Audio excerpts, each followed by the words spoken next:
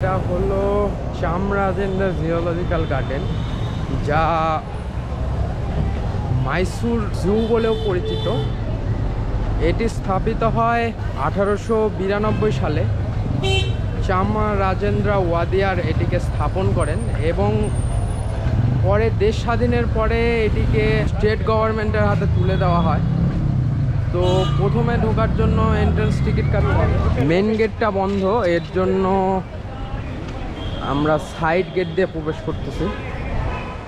So এখানে still ক্যামেরার জন্য ছিল 200 টাকা এবং এন্ট্রি ফিস 100 টাকা। এটা 8:30 থেকে 5:30 খোলা থাকে এবং ভিতরে হয়তো চার্জার ভেহিকেলও আছে। আপনারা যদি খুব তাড়াতাড়ি ঘুরতে চান, এর জন্য চার্জার ভেহিকেলটা ভালো অপশন মনে হবে। Camera ticket